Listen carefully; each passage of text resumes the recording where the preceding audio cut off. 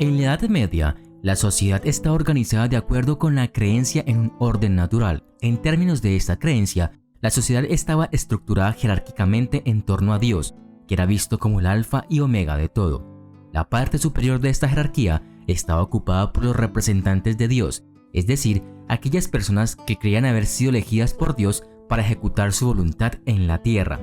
En gran medida, el estatus también dependía del sexo. Se ha dicho que mientras que el estatus personal del hombre estaba determinado por su ocupación, el estatus personal de las mujeres estaba determinado por su sexualidad. En otras palabras, mientras que los hombres fueron clasificados como caballeros, comerciantes y demás, las mujeres eran clasificadas como núbiles, esposas, madres o viudas. De acuerdo con los roles sexuales prescritos, la sociedad también tenía ideas fijas sobre la sexualidad y un comportamiento sexual aceptable. En este sentido, habían diferentes conjuntos de reglas aplicadas a hombres y mujeres en la época medieval. La sociedad exigió que las mujeres se adhirieran a reglas mucho más estrictas que los hombres. Se esperaba que una mujer viviera una vida asexual. Para ella, no estaba permitido participar en cualquier actividad sexual y tenía que guardar su virginidad y honor con su vida. La única persona que legítimamente podía quitarle esto era su esposo. La Iglesia Católica Romana desaprobaba cualquier actividad sexual que no fuera la que se tenía entre un hombre y su esposa dentro de un legítimo matrimonio. La sociedad en la práctica estaba preparada para ser mucho más indulgente con los hombres.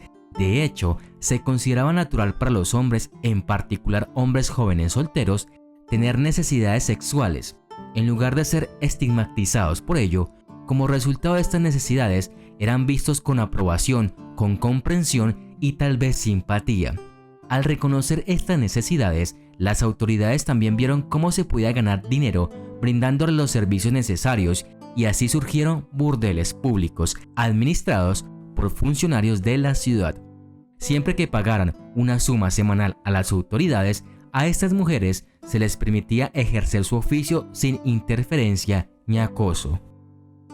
La opinión de la Iglesia Católica Romana con respecto a la prostitución era muy ambigua. Oficialmente la Iglesia condenó cualquier actividad sexual, si no fuera heterosexual, limitada a los confines del matrimonio y con procreación como el propósito. Sin embargo, la Iglesia reconoció las necesidades sexuales de los hombres como una fuerza natural y peligrosa que tenía que contenerse. De lo contrario, podría conducir a la introducción de males mayores, tales como la homosexualidad y la violación. La prostitución planteó una solución fácil a este problema y fue tolerada como tal. En otras palabras, la prostitución era vista como un mal necesario. Sin embargo, no se extendió la misma tolerancia hacia las mujeres que ejercían este oficio. Eran consideradas como las pecadores más viles y vergonzosos que corrompían a los hombres, despertando lujuria y satisfacción en ellos. Ellas tenían que estar aisladas del resto de la sociedad, literal y figurativamente. Se emplearon diferentes métodos para asegurar su aislamiento.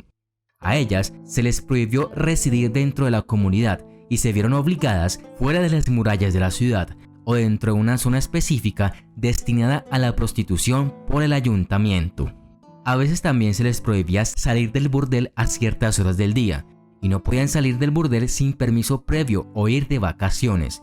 En los días festivos, sin embargo, tenían que abandonar el burdel y el pueblo por temor a que su mera presencia podría ser un sacrilegio y provocar la ira de Dios sobre el pueblo. La prostituta medieval casi nunca emprendía su oficio para saciar su lujuria incontrolable. La motivación era casi siempre económica. Si bien hubo una cantidad de prostitutas a tiempo completo, también hubo mujeres que simplemente lo usaron como un medio para reforzar su principal fuente de ingresos. Algunas floristas, por ejemplo, se quedaban fuera un poco más tarde, buscando vender un tipo diferente de flor cuando caía la noche. Vendedor de flores incluso llegó a ser conocido como una abreviatura de prostituta. Una de las muchas razones por las que ser vendedora de flores era una profesión de mala reputación. Más preocupante fueron aquellas mujeres que fueron vendidas por miembros de su familia para generar fondos para la familia. Como no había una definición estricta de lo que constituía una prostituta, también había una falta de coherencia en el tratamiento legal de las mismas. Cualquier mujer soltera que alquilara una habitación para ella sola podría ser arrestada bajo sospecha de prostitución, lo que llevó a las autoridades a prohibir rotundamente que las mujeres solteras alquilaran habitaciones. En las ciudades donde la prostitución abundaba, pero no estaba controlada, se suponía que cualquier mujer que deambulaba por las calles después del anochecer estaba disponible para la venta, y los casos de identidad equivocada resultaban en violencia. Por esta razón, numerosos pueblos y ciudades exigieron que las prostitutas se vistieran con ropa específica para distinguirse de la población en general, y la mayoría exigía que las damas se pusieran una capucha a rayas. Aunque hubo algunas variaciones regionales, la mayoría de las ciudades medievales que tenían burdeles autorizados siguieron un modelo similar. El burdel fue comprado por la ciudad y alquilado a un encargado del burdel, que era responsable de su funcionamiento diario. Este pagaba un impuesto a las autoridades a cambio de derecho a cobrar alojamiento y manutención a las prostitutas que vivían en él, y a tomar un tercio de la tarifa que cobraban los clientes. Se podían generar más ingresos vendiendo alimentos y bebidas.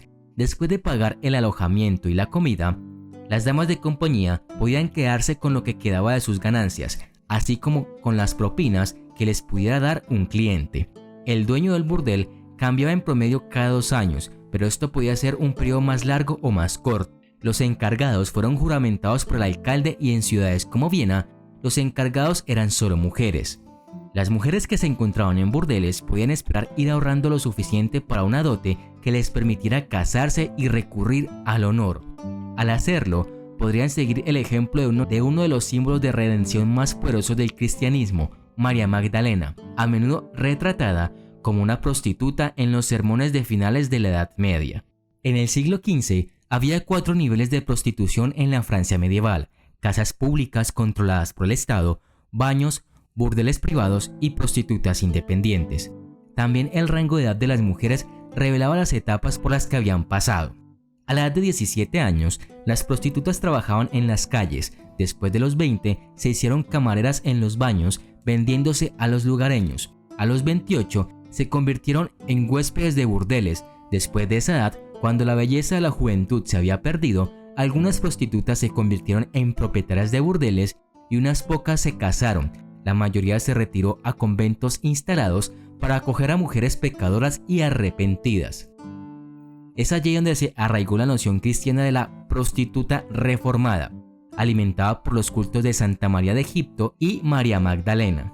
En lugar de ser mujeres odiadas, estas mujeres ahora eran objeto de caridad, y se establecieron fondos públicos para ayudar a las mujeres que intentaban escapar de una vida de trabajo sexual. A pesar de esto, en muchas áreas, a las mujeres conocidas por vender sus cuerpos no se les permitía ser miembros de su iglesia local hasta que hubieran dejado de lado su vida de pecado. A pesar de los estrictos controles cívicos, las ciudades tuvieron problemas para evitar que, por ejemplo, soldados asaltaran los burdeles. Además de este problema, estaba el problema del cambio religioso radical en toda Europa. Con la llegada del luteranismo y un nuevo sentido de la moralidad, los burdeles cayeron en declive.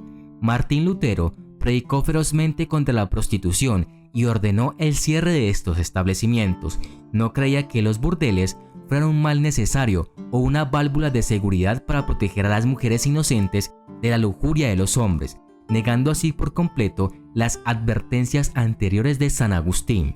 Si bien la profesión ciertamente no se extinguió como Lutero había esperado, el cambio de tendencia en las creencias religiosas definitivamente impactó la antigua prosperidad de muchos propietarios de burdeles y ya no llenó las arcas de los codiciosos funcionarios de la ciudad.